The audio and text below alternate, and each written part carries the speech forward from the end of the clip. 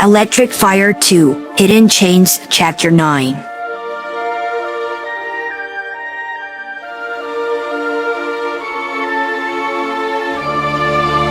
I knew Shadow would have metal attack at me. I had to think of something, anything, and fast. Wait, there's more. You told me before you thought Gerald was a nice guy. He created you in a lab after all he made for you to be a cure for his granddaughter. Maria. But he ended up creating a living weapon and a good friend. But something happened. You weren't compatible with the cure. He wanted you to be the cure.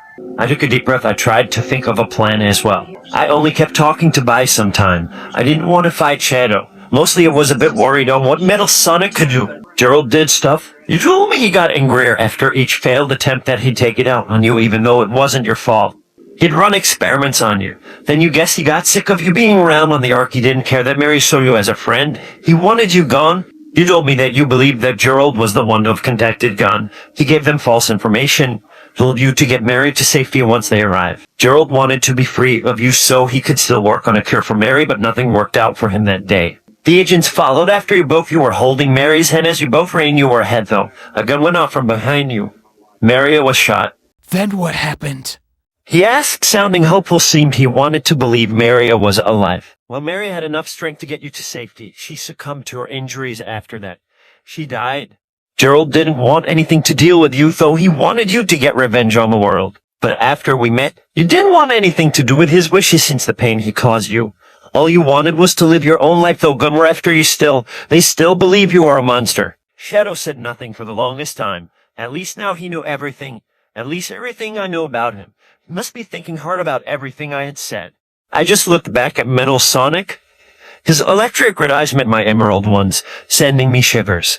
He didn't dare to attack, though, at least not right this minute. That's when I should ran. Shadow then turned to face me. I really didn't want to fight him. I guess I still saw him as the same hedgehog I once knew, but he's changed by the look of things. I had nothing else to tell him, nothing to keep him busy. He just stared at me for a moment. I felt Metal's eyes on me as well. He gave a slight nod. I barely had a chance to take off. Metal already had me in his grasp. He had lunged at me. It isn't like I have a choice on this one. He would attack even without my order. He follows someone else. Shadow spoke up. I struggled a bit. I managed to give Metal a decent kick. It caused him to fall back a bit. The kick left the dent where a kneecap would be, but then he was back on me after he staggered a bit. If this were a real hedgehog, he would have been injured. Shadow stood by and watched sullenly. I had no idea what he was thinking. Metal pulled back his arm, getting ready to punch me. I had no choice. I had to unleash my energy. I used my powers to drain Metal Sonic's power, at least for now. I wasn't quite sure on how long it would take for him to regain power. I didn't stick around to find out. As the metallic hedgehog laid on the wooden floor of the attic, which was actually my room, I dashed off downstairs. I took one glance back as I neared the front door. Big mistake, Shadow was right behind me. He was catching up. It seemed that he could keep up with me. I opened the front door and closed it before dashing off to the forest to my old cave. I didn't think Shadow knew about it. It's been abandoned for quite some time. It was easy for me to find it. The door only held Shadow back for a minute. It was enough time for me to escape. I let out a deep sigh as I lost track of the blue hedgehog. The mission I was put on was a failure, even for Metal Sonic.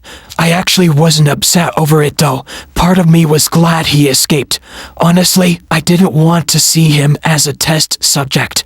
I stayed at the house listening to the silence while waiting for Metal to come back online. I had forgotten I had Sonic's bag in my hand. The rings, lists, still inside of it. I decided to read the list again. Now there wasn't any noise. Maybe I could remember all the things we had done together before what occurred. I looked at the list, but the words were a bit hard to read in some parts. Some were scribbled out instead of having a line through them. I stuck it back into the bag before pulling out both of my rings, the ones I was looking for before Robotnik made the bands. I then closed my eyes as I held them. I just had this strange feeling, but as I held onto the rings tightly, an image unfolded, almost like a dream. But I wasn't dreaming. Memories came flooding back to me in a wave.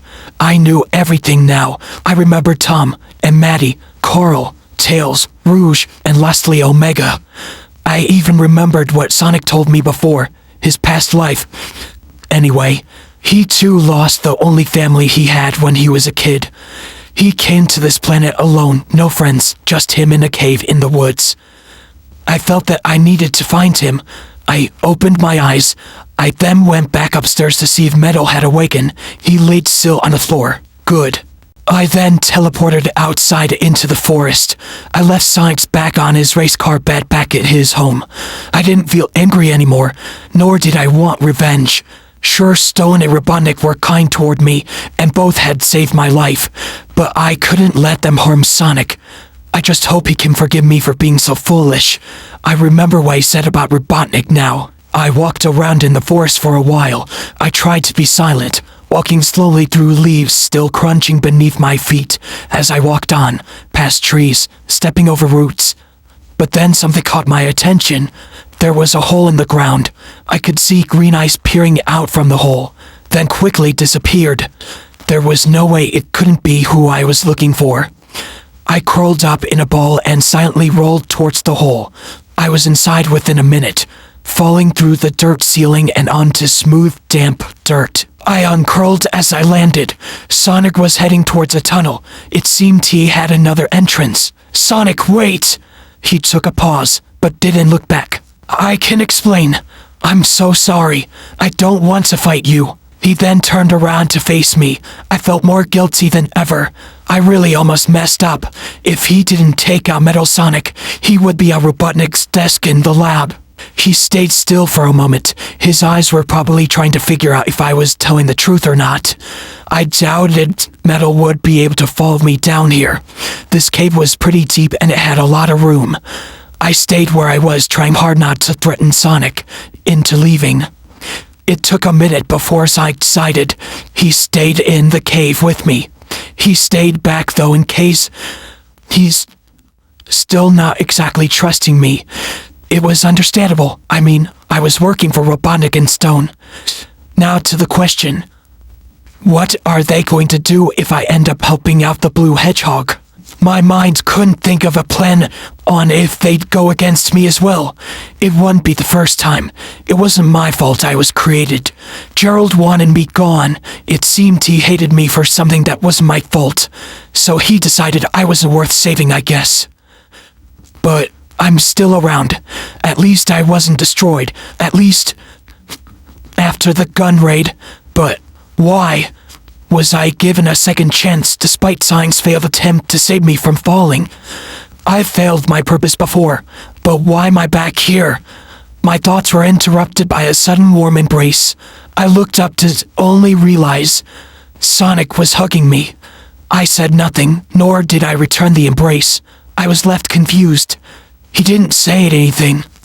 Maybe I was put back here in order to help him, or maybe something else. Something sinister? Maybe to help Robotnik and Stone? I couldn't. Not now. I just can't.